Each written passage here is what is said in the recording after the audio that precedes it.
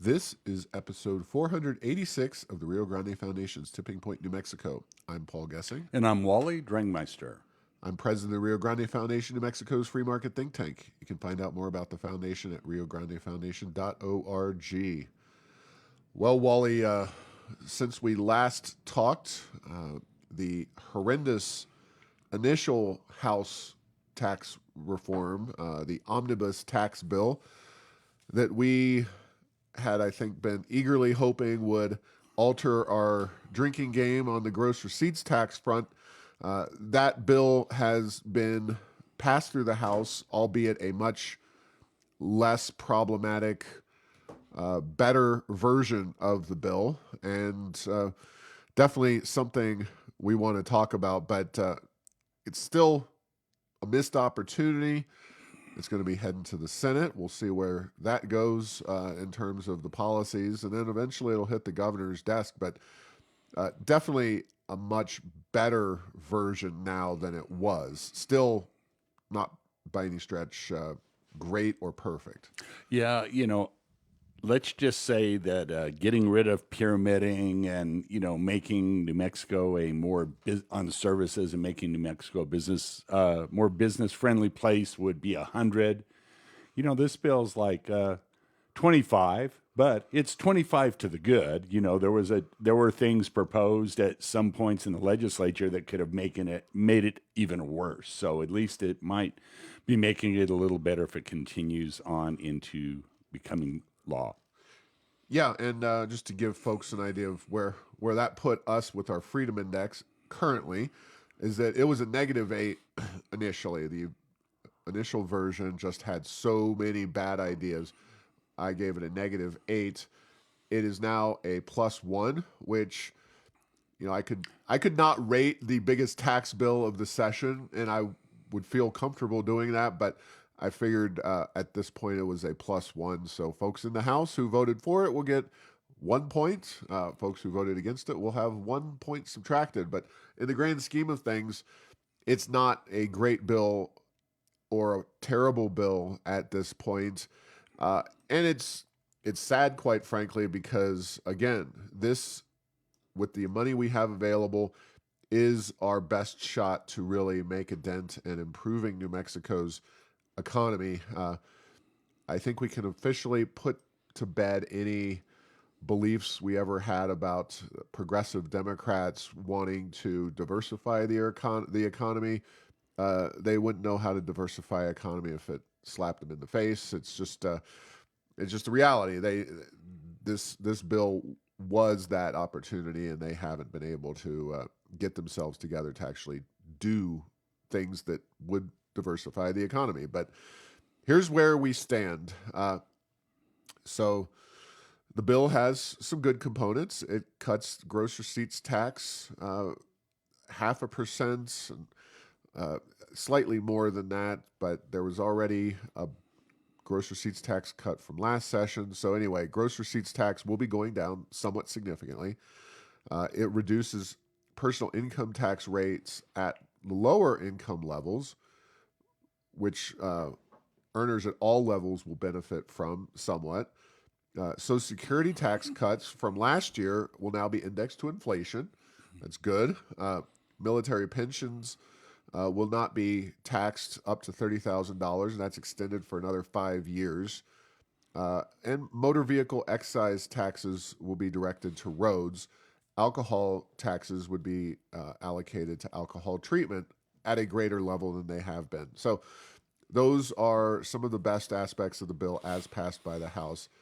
Obviously, the bad news, nothing to do with pyramiding and business services, subsidies for EVs, charging stations for EVs, energy storage projects, corporate income taxes will rise overall somewhat. And that's actually a regressive tax, interestingly enough, on corporations that they're increasing. Capital gains taxes are increased due to a less generous exemption, and alcohol and taxes on cigars, while not as bad as they were originally in the first version of the bill, there's still alcohol and tobacco tax increases in this version of the legislation. And you know, one can argue about alcohol and tobacco, and I think the number of people that use alcohol is certainly bigger these days than it is for smokers and tobacco users. But it's not a numbers game. It's really about these are already heavily taxed uh, items and purchases. Do we really need to be foisting even higher taxes on the users of those products? And our position is no, but and also you're creating smuggling issues, especially with tobacco, which is very, very heavily taxed. Anyway, that's the broad outline, Wally. Well, one of the interesting points that I on this tax bill is there was a lobbyist against part of it, and the Richardson tax cuts are being somewhat done away with, and none other than Bill Richardson came out and said, "Hey, you guys, we worked hard to get that done. You don't need to undo that."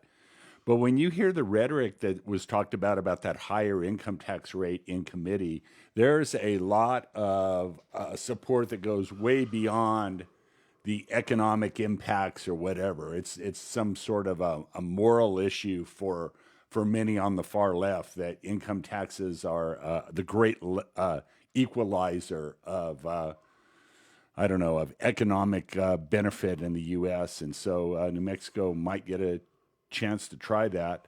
But between higher capital gains taxes and higher upper end income taxes, we'll be a lot like California. Once we get to the point where you might need to sell your investment, you'll just move to Texas anyway to avoid those taxes, which is happening a lot.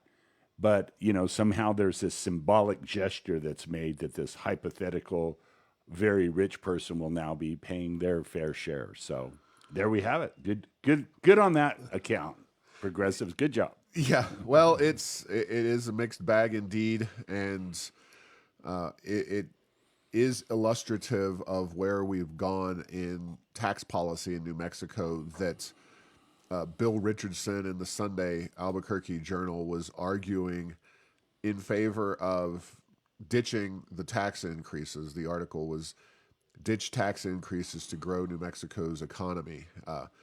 And as I wrote in my tweet when I sent out his opinion piece, which gained a lot of interest on the Twitter sphere, Richardson was somebody we disagreed with on a lot of policy issues, but he also highlights a time when the Democratic Party had moved towards a more moderate pro-economic growth policy position. Now it's much more about redistributing those economic gains and not necessarily growing the overall size of the economy. And, we've talked about it. PolitiFact, I sent out a PolitiFact, fact statement, fact checking in the wake of the Richardson tax reductions. They were arguing, or the argument was over how many jobs Richardson.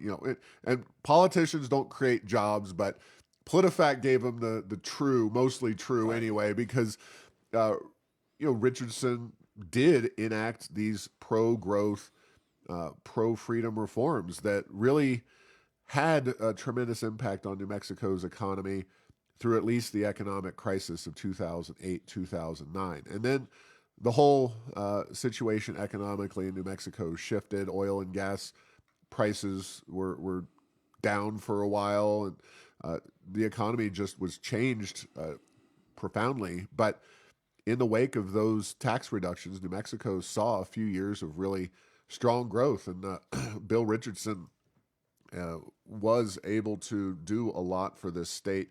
He, of course, saddled us with the spaceport, with the rail runner, with increased generous film subsidies. So not necessarily going to make Bill Richardson get on my Christmas card list or anything, but definitely relative to the current crop of Democrats, he had a interest and desire to increase economic growth and prosperity, and did real policies that are being undermined by this current group.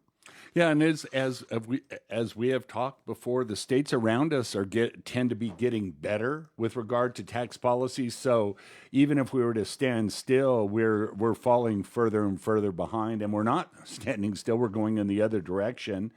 And then I always kind of like to do the thought experiment, when people make these arguments, and nothing crazy, but let's say, okay, well, what if we were to double our income tax? Would that be a good thing? It's like, let's raise it a little as a good thing. Well, what about doubling it? And you find yourself pretty quickly in a territory that's like Illinois, New York State, or California, where they have even worse policies that we're moving closer towards. And what are people doing? They're scurrying out of those states at a very, very quick rate.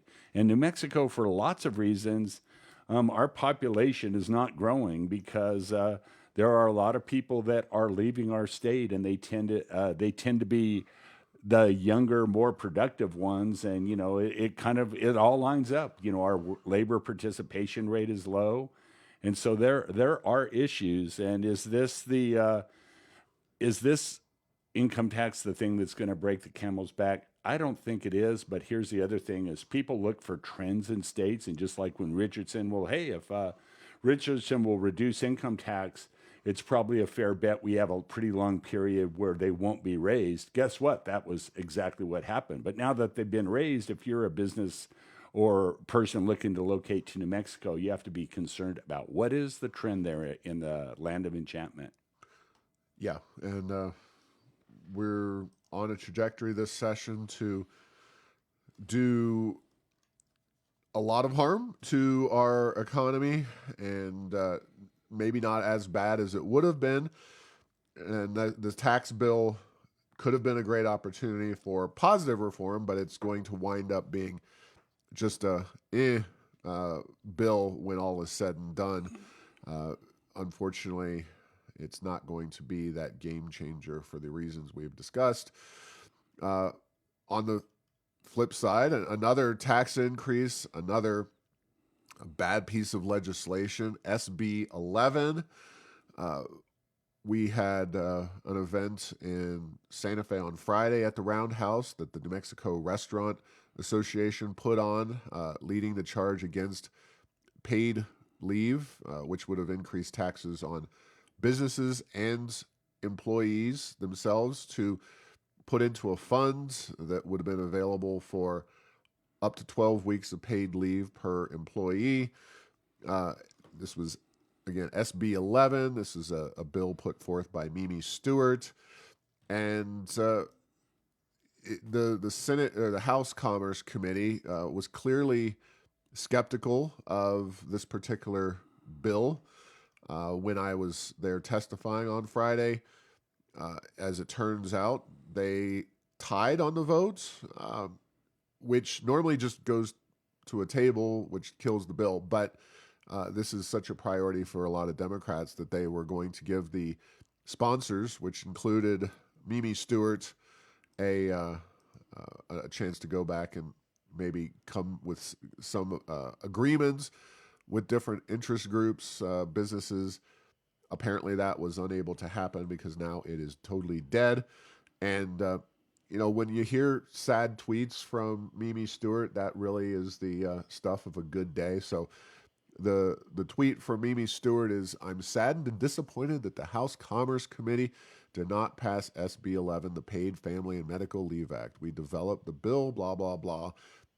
Anyway, Mimi Stewart is sad, which, generally speaking, makes me happy. She is one of the most left-wing, spiteful, if you don't like our policies, move to Texas, as she said. And she's just really not somebody who I find personally engaging, even while disagreeing with her across the board on most of her policies.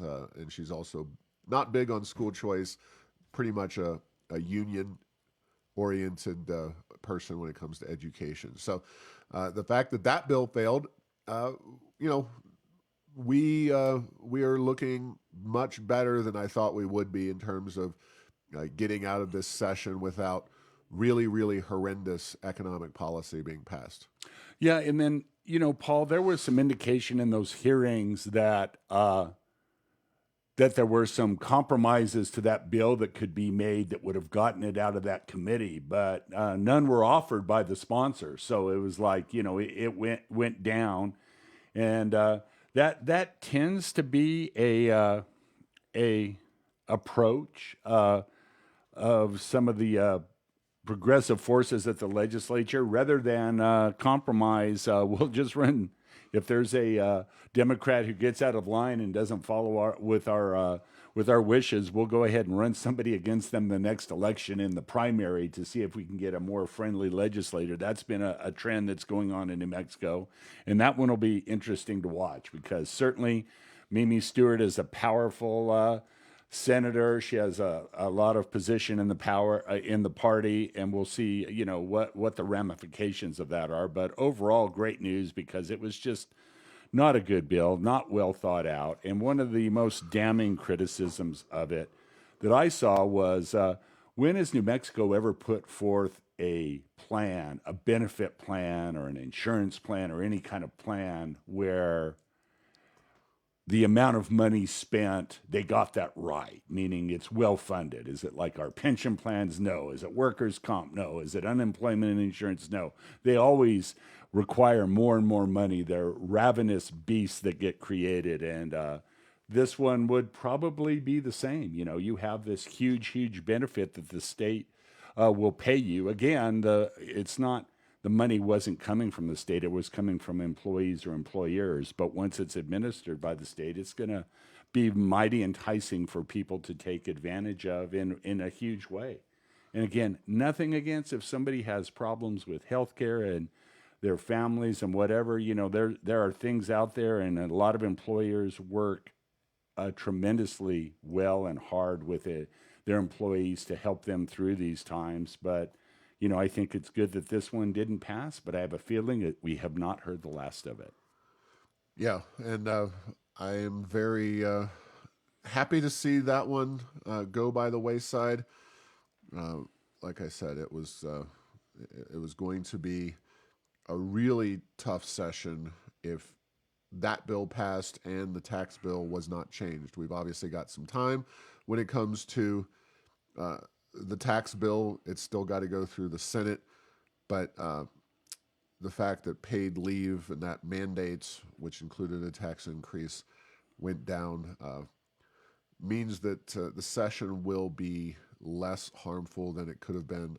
And kudos to Representative Patty Lundstrom. She's one of those real few moderate Democrats.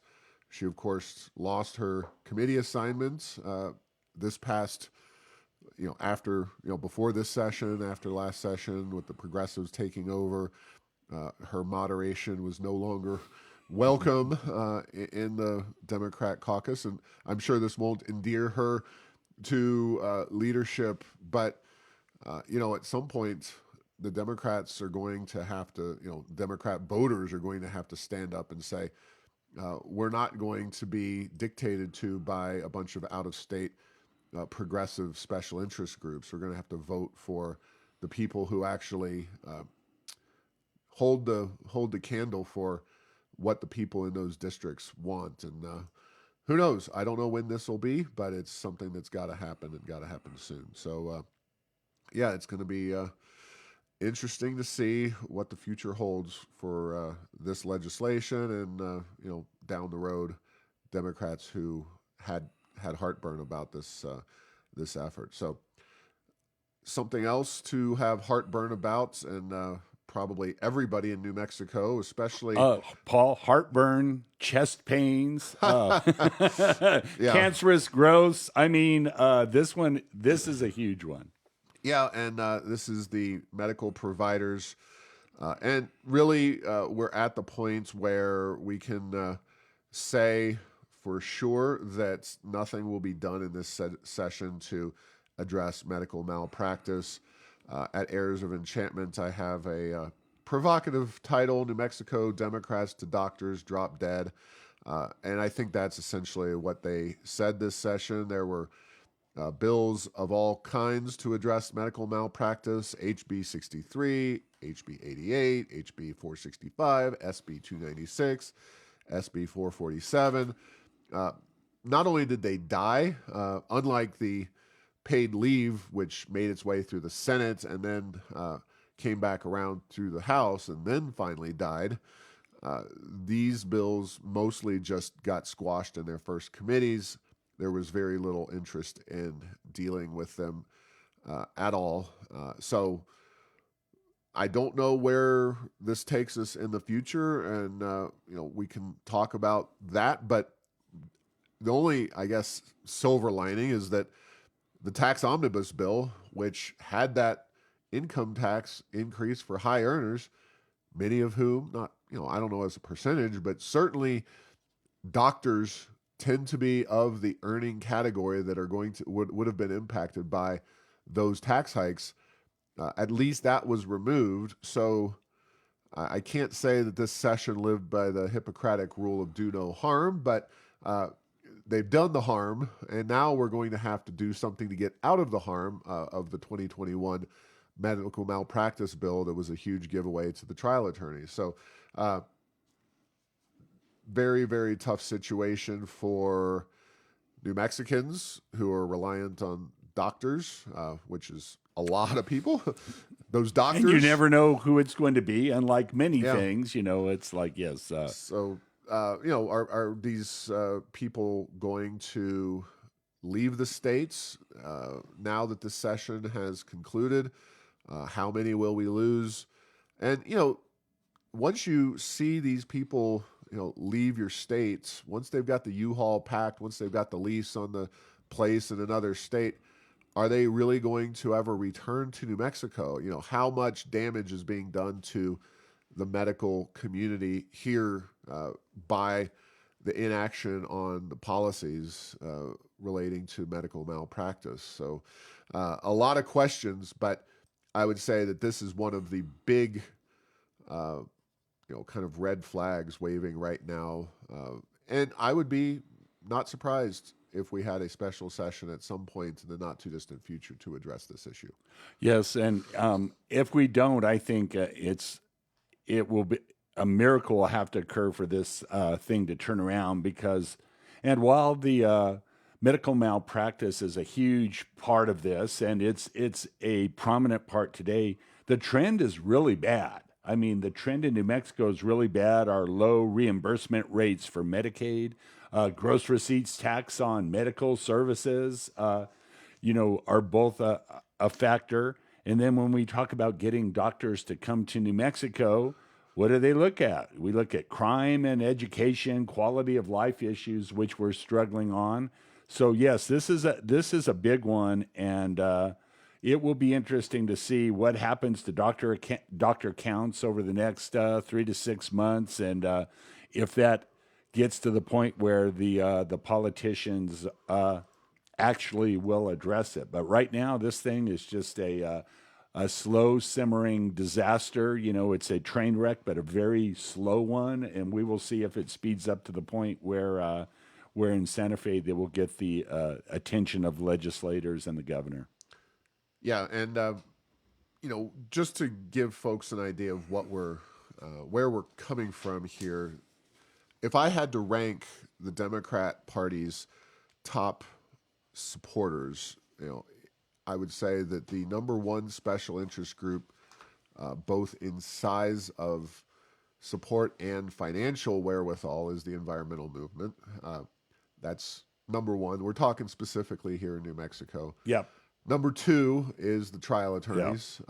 They have more money than they have members or supporters, but there's a lot of trial attorneys. Just watch your evening news and see how many of those ads. I think they rival, if not exceed, car dealerships in terms of the number of advertisements. And you see the billboards and the big buildings. These folks have a lot of money, and they have a lot of people working with them. The trial bar is extremely powerful here in New Mexico. And I would say third is unions, which unions have a lot of both money and power and members, but they aren't necessarily the dynamo that they once were in New Mexico. Government unions being the dominant force relative to the private sector unions, but that highlights, I think, the fact that this is not a issue that is going to easily be resolved in a state like New Mexico where the Democrats control everything. They are loath to kind of cut out the knees from underneath, even very gently. They're loath to cost their number one or number two political supporters money and go back on something that they, I'm sure, see as a promise that they made back in 2021. So it's going to be interesting to watch the will of the people of New Mexico, who are, quite frankly, really, really upset about the doctor situation, or is it going to be the special interest group that calls the shots in the Democratic Party? Yeah, and to the extent all three of those groups that you talked about, but certainly the trial attorneys, not only are there a lot of them in New Mexico, there are a lot of them in the legislature. So they don't need lobbyists a lot of times to make their points heard. They're sitting on the committees that are hearing these bills and crafting them and putting them forward. And just a little aside on the power of the trial attorneys. I learned something years ago, Paul, that it was one of those that made sense after. But I was sitting in a committee, and I believe it was one of the judiciary committees. But bill after bill, there would be these amendments put on that would make the bill less clear and more subject to interpretation and not easily implemented. It always came from the attorneys who were on the committee, and then it finally hit me. It's like, oh, if we have an unclear law, there's plenty of room for legal fees to be had battling this out. So it's one of those. I think that again, what our legislators, they make laws, but the key is that the goal of laws is to make laws that are clear and serve the interests of the people, but that maybe not always the case in New Mexico. So we'll have to see how this goes. But at the rate we're going, there won't be any medical malpractice because there won't be any doctors providing medicine if this trend continues for another decade. Yeah, no doubts. Now, in another bit of seemingly positive news, of course, we're not counting any chickens before they're hatched, but the fact that right now, as we sit here, neither of Mexico's plastic bag bans have passed either of their respective houses. So there's versions in the House and there's versions in the Senate. And so far, as of this recording on Tuesday, before the session ends, neither of them have passed their respective houses. So I'm somewhat surprised by this. HB 432 is the House version, and that one, it's on the House calendar, so it's at least ready to go if the House were to pass it, but or decide that they want to pass it. And SB 243 is still in a Senate committee. So those are the plastic bag bans that would take effect statewide. Pleasantly surprised that we haven't seen those fly through. And quite honestly, and I didn't catch the full report, but there have been relatively limited numbers of bills that have made their way through the process to date. It's been a session where you would expect the progressive Democrats to be singing from the same song sheet and ready to get their agenda passed one way or the other. But it's actually been a little bit of disjointedness and a lack of unity on the Democrat side. It's amazing, and maybe I'm full of it right here, but I would just have to think that if the Republicans ever had the governor, House, and Senate, that they would probably have 10 priorities ready to go out of the chute that they would want to pass. Now, maybe they couldn't get that done either, given the disarray that we've seen in the Republican Party, but it never ceases to amaze me that the Democrats, who have had the levers of power for so long in New Mexico, and always have something, some new agenda item that they want to address. Haven't really, there's been a few: guns and the voting bill, and the trans/abortion issue. Those are the big ones that they've seemed to be able to get a fair number of things done, but it's been pretty sparse across the rest of the spectrum, including plastic bag ban. Yeah, and then Paul, as you're talking, I was thinking, and maybe a question of the left is so far into their agenda because they have had such power in New Mexico for a long period of time that we're getting now to issues that there's not as much agreement on. And to your point, would New Mexico's Republicans have a core group of legislative proposals that they would work on? You would like to think so, but at the rate things are going at the ballot box, it may be a few years until we get to figure out whether that will happen. But your point is well taken. They're pretty divided in terms of what they're working on, and not a lot of agreement.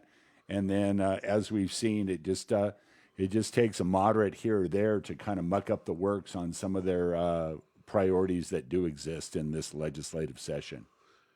Yeah, it may be that they've already hit their progressive kind of limit on the ceiling on the number of policies. There's always Is it like the something. Laffer curve of progressivism? Is like they have a diminishing return of their progressive power once they pass more and more bills? Maybe so. There's certainly a law of diminishing returns when it comes to progressivism. That is for sure. Anyway, moving to an issue that is somewhat more local in nature, but also has statewide implications. We talked a few months ago about the city of Albuquerque's buying of a turf field for the Gladiators football team out in Rio Rancho, and the, I thought, blatant violation of the anti-donation clause. We talked about the amendment that was passed on the ballot this fall and how that was further expanding the kind of exemptions under the anti-donation clause. Larry Barker had done this story originally for KRQE 13 and did a very good report about the city of Albuquerque. Two problems. One is you're buying something that's not for the benefit of anybody in Albuquerque, at least not directly. Maybe you could go to a game in Rio Rancho, but that's all for another city. And then two is just buying it for benefit of a private interest, a football team that's not owned by the taxpayers. So the city's inspector general said that, yeah, this is a very problematic thing.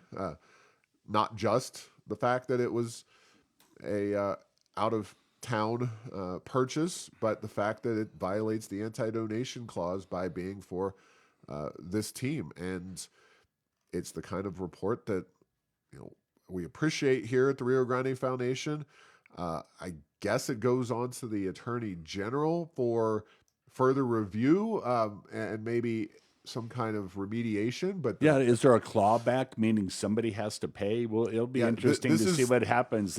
We usually don't make it this far in terms of violations of the anti-donation clause in New Mexico. These are new grounds to be trod, and of course, we have a new Attorney General. I do have maybe slightly more faith in the new occupants of the AG's office than I had in the previous one. So, but the fact is that the Rio Grande Foundation has a lawsuit against the city of Albuquerque about their donation to Planned Parenthood. That's an even more cut and dried, at least regarding the anti-donation clause issue. So, again, there's a lot of moving parts here, but maybe the city will just say, all right, Rio Grande Foundation, you're right, we're wrong. But they're appealing this case upward to the AG, and we'll see what the AG has to say. Ours is obviously in court. We've already filed. Standing is that goofy problem in the legal field that we should all have standing because we're all taxpayers in the city of Albuquerque. But somehow nobody ever has standing in these cases. Yeah. So anyway, interesting case and something that we'll be watching very closely. But glad to see the city's inspector general saying this Hey, Paul, and I have lost track, not to put you on the spot, but wasn't there a constitutional amendment to weaken the anti-donation on the clause? ballot last fall. Yeah, and so, what is your thought about how that would play going forward? So that was specifically geared towards, I believe, sewers and broadband and other, uh, infrastructure Right, projects. The idea, and again, they would have to, and I haven't followed whether they passed enabling legislation along right. these lines in this No, and session. I have lost But track of that myself. yeah, So the idea, the way it was touted was that they're going to be able to do some of these, uh, what we would all agree are important infrastructure in places where they can't currently because they believe it violates the anti-donation clause.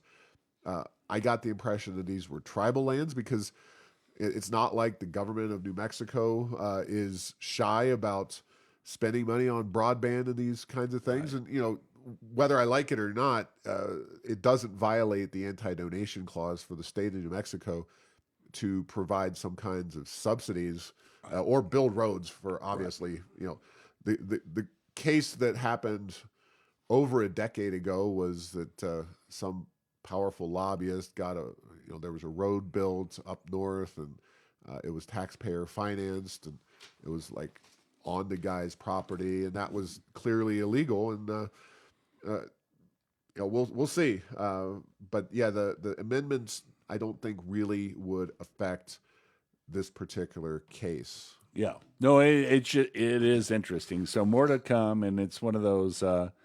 It seems like the anti-donation clause is a good thing, but man, just like our legislators aren't paid. Oh yeah, but of course they get a pension, which how that's not being paid, I'm not sure. But uh, we uh, we seem to be able to try to work around it. It's interesting to follow the case that the foundation has against the city of Albuquerque. Exactly. And we only will reiterate the Freedom Index. Go to riograndefoundation.org and find the Freedom Index. We're at the point now where we have a lot of votes tallied. I'm looking at them right now, and we're going to have some Democrats in triple digit negative scores here in the not too distant future. There's a lot of upper 80s. For example, Representative Joanne Ferrari is at negative 99 right now. So I have a suspicion that she will get comfortably into the negative 100 level. On the flip side, the best legislator I see on the list is new freshman John Block, who represents the Alamogordo area. He's at a positive 71. There's a lot of other legislators who have excellent scores as well. I encourage folks to check out the Freedom Index. Uh, it's obviously not finalized right now. We have a lot of votes to tally, but you're seeing a good sampling of the bills, and it's worth clicking on those legislators' voting records and finding out what the bills that they're voting for, in terms of, especially if they're Republicans, bigger government might look like, or if you have Democrats representing you, that you can maybe pick a handful, one or two or three of the most troubling bills that they voted in support of, or good ideas that they voted against. And again, these are floor votes, so it's not just any random vote. It's the critical votes that are actually moving these bills along. We can't do committees, but uh, there's also Republicans that have negative voting records, and it's worth asking them, what the heck? Why are you a Republican voting with the Democrats so many times to expand government to limit our freedom? So, Freedom Index is a great tool. It is meant to be used by you, the people, we, the people, to try to better understand how the process works and get beyond just party labels that you assume, that they're some kind of conservative because they have an R by their name, or they're some kind of liberal because they have a D by their name. It's not that simple when it comes to things in Santa Fe. So check that out. And Rio Grande Foundation has a luncheon speaker on April 5th. Todd Myers is an author. He works at the Washington Policy Center. He will eventually be a guest on this here show, but he has written a book, Time to Think Small. April is, we've got February is Black History Month. March is Women's History Month. So April is by definition Environment Month because of Earth Day. So we're celebrating and finding out ways to think small, think beyond government policy. It's April 5th at the Marriott Pyramid. I would encourage you to go to riograndefoundation.org. Right after checking or before checking the Freedom Index, you can purchase your tickets for the luncheon at the Marriott Pyramid. So please do that. And next time we talk, Wally, the session will be behind us. Maybe a special session will be in front of us. Who knows? Yep. But of course, the signing session will be in front of us, and we'll be able to do a little better job of clearing the dust and finding out what happened and didn't happen during the 2023 60-day session next time we convene. So thanks for listening to this week's episode. Find all episodes at tippingpointsnm.com or at the Rio Grande Foundation's YouTube channel. Subscribe to this show at Apple, Stitcher, or have your Google Home play Tipping Point New Mexico. Thanks to Path 3 Marketing for producing this show.